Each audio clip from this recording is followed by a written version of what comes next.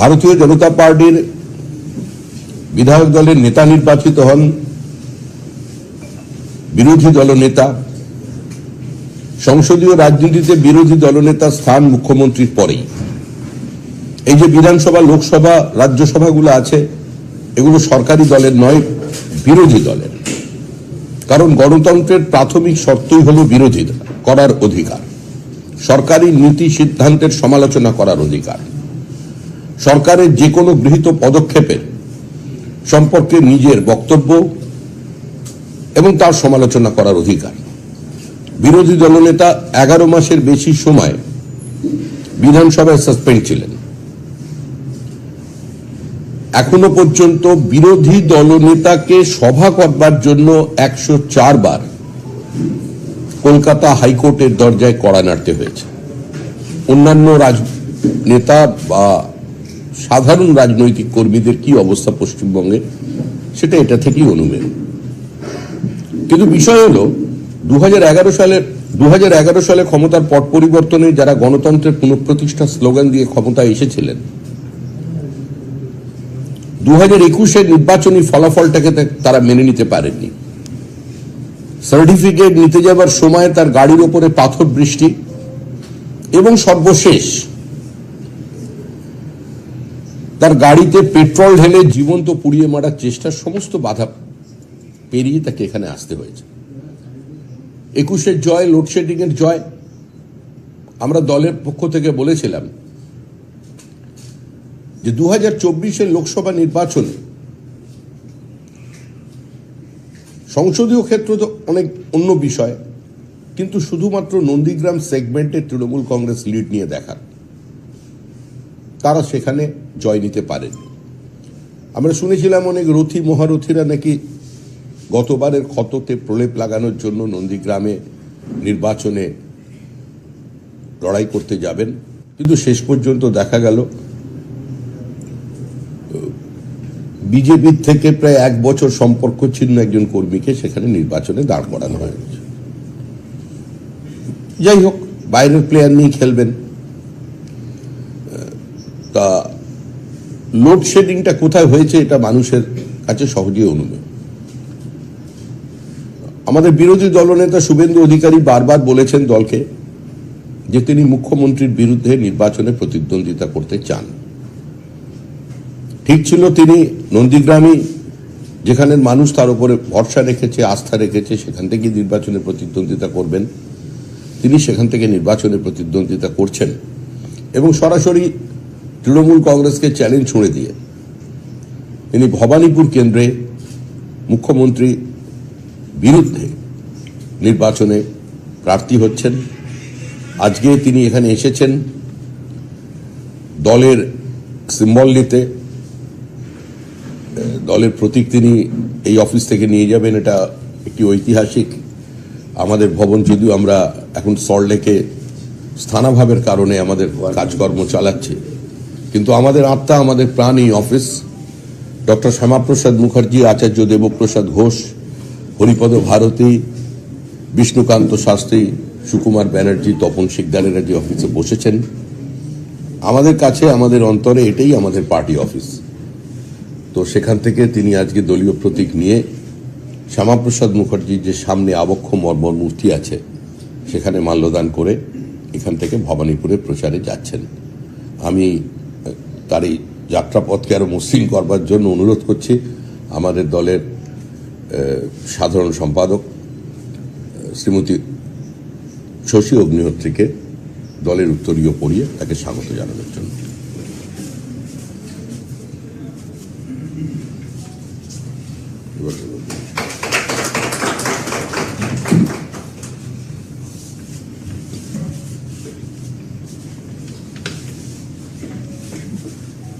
আমাদের দলের তরফ থেকে প্রথমেই নন্দীগ্রাম এবং তারপরে ভবানীপুরের যে সিম্বল এবং ফর্ম বি প্রদান করবেন আমাদের রাজ্য সভাপতি শ্রমিক ভট্টাচার্য মহাশয়, মাননীয় শুভেন্দু অধিকারী। নামটা সই করায়।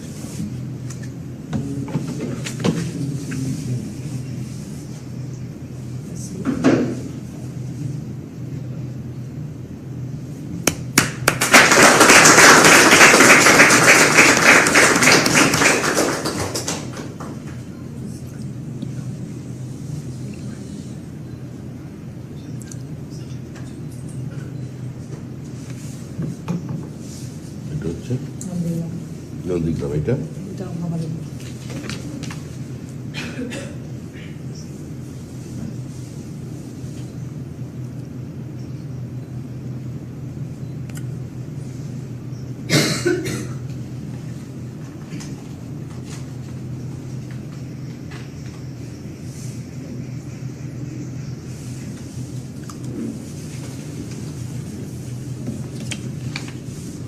এটা এটা ভবানীপুর আছে। এটা নন্দীগ্রাম।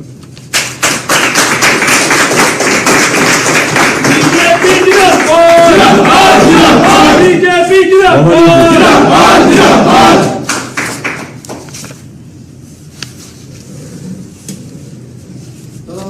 আমাকে দেখানি খামেন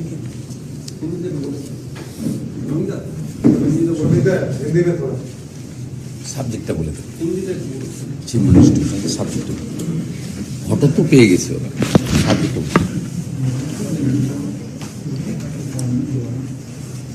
नेता विपक्ष शुभेंदु अधिकारी जी ने 2021 में नंदीग्राम में जीत हासिल किया था माननीय मुख्यमंत्री श्रीमती ममता बनर्जी को चुनाव में पराजित करके।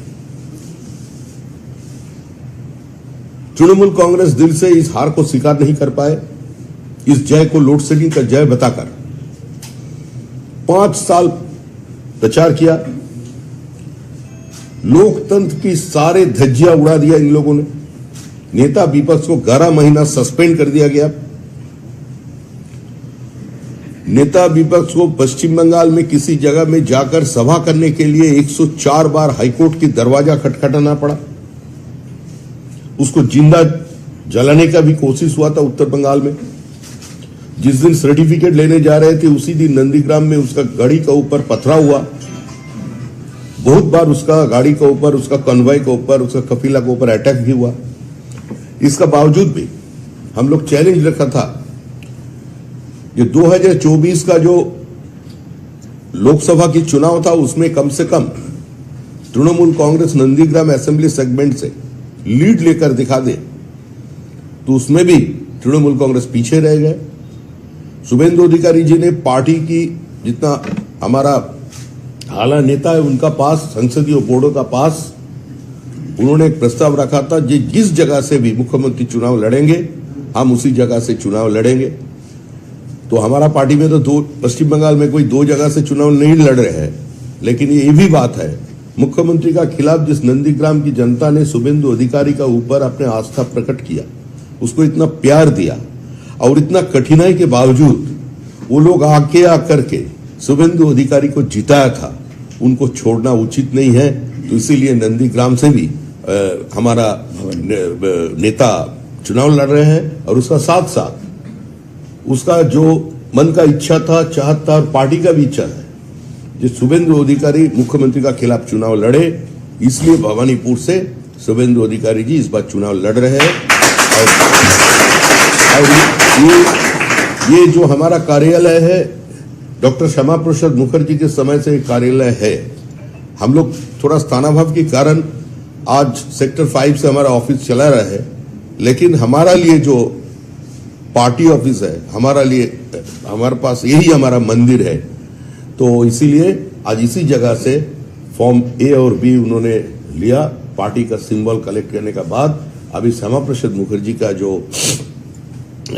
प्रतिमा है उसमें फूल चढ़ाकर, माला चढ़ाकर उन्होंने भवानीपुर निकल जाएंगे। थोड़ा आज इतना ही, इसमें कोई पॉलिटिकल इशू मैं एक लाइन जोड़ रहा हूं। कल जब मेरा नामांकन होगा नंदीग्राम में, उसका एपिडेविट तो सबके सामने आ जाएगा।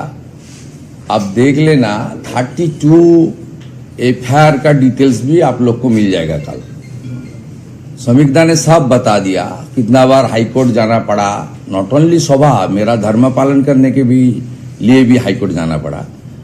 कल 32 मेरा खिलाफ 25 बंगाल की कलकत्ता वेस्ट बंगाल पुलिस, 7 कलकत्ता पुलिस। वो मैं हाईकोर्ट में गया था, मतलब पता भी नहीं था इतना लंबा लिस्ट है। कल सबको मिलेगा। सब मामला 2021 सेकेंड में ममता बनर्जी बुरी तरीके से हारने के बाद किया है सब फर्जी मामला है, सब एक पिछले 5 साल में हुआ है। 32 एफआईआर वो भी काल एपिटोपिट में आप लोग का सामने आ जाएगा। কাল 12 ধর্মেন্দ্র প্রধান জি থাকবেন। আচ্ছা, ধর্মেন্দ্র প্রধান জি, দিলীপ ঘোষ আর জেপি রাঠোর হলদিয়া। আগামীকাল হলদিয়ায় বেলা 12টার সময় নন্দীগ্রামের জন্য মনোনয়নপত্র দাখিল করবেন শ্রী শুভেন্দু অধিকারী। মনোনয়ন দাখিল করবার সময় কেন্দ্রীয় মন্ত্রী শ্রী ধর্মেন্দ্র প্রধান, ভারতীয় জনতা পার্টির প্রাক্তন সাংসদ,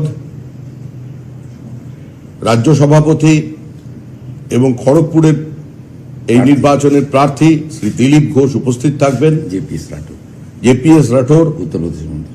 উত্তরপ্রদেশের মন্ত্রী, তিনিও এই অনুষ্ঠানে উপস্থিত থাকবেন। সমস্ত সাংবাদিকদের আমরা সেখানে আর আমন্ত্রণ করছে জানালাম। আমার সাথে মহিষাদল হলদিয়া, মহিষাদল এবং হলদিয়ার প্রার্থীও হ্যাঁ, করছে। মহিষাদল তিন এবং প্রার্থী আছে। হলদিয়া প্রার্থী তিন তারাও জন এখানে উপস্থিত থাকবেন। ধন্যবাদ।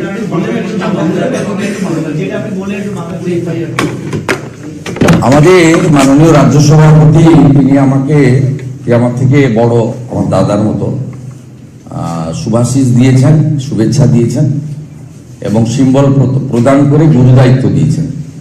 নন্দীগ্রামে মার্জিন বাড়িয়ে ভবানীপুরে হারাতে হবে। আমি শৃঙ্খলাপরায়ণ দলের একজন কর্মী। আমি মাননীয় রাজ্য সভাপতি, সমগ্র বিজেপি পরিবার, মাননীয় প্রধানমন্ত্রী সহ সংসদীয় বোর্ড প্রত্যেকে যে দায়িত্ব এবং বিশ্বাস রেখেছেন সেটা মর্যাদা রাখার আমি আপ্রাণ চেষ্টা করব। শ্রমিকদা কতগুলো বিন্দু বলেছেন, আমি সেগুলোর মধ্যে রিপিট না করে শুধু একটা ইনক্লুড করছি, অন্তর্ভুক্ত করছি। আগামীকাল হলফনামা সকলের সামনে বিকেলের মধ্যে চলে আসবে ওয়েবসাইটে। সেখানে দেখবেন 104 বার কোর্টে যাওয়া বা 11 মাস সাসপেন্ডের সাথে 32টা ফৌজদারি মামলায় আমাকে মমতা বন্দ্যোপাধ্যায়ের পুলিশ অভিযুক্ত করেছেন এবং সব মামলাগুলি 2021-এর 2রা মের পরে থেকে মানে আপনার এজাহার নথিভুক্ত করা, আগের মামলা নয়। অর্থাৎ কিভাবে গণতন্ত্রের সবচেয়ে বড় স্তম্ভ অ্যাসেম্বলি বিলংস টু অপোজিশন, সেটাকে নষ্ট করার চেষ্টা করেছেন, মানে ওনার দাঁত নখ সব বের করে। সেটা মানুষ দেখতে পাবে। আগাম আপনাদের কাছে জানিয়ে দিলাম 32 ক্রিমিনাল কেসেস, যেটা আমাকে কালকে হলফনামায় দিতে হবে।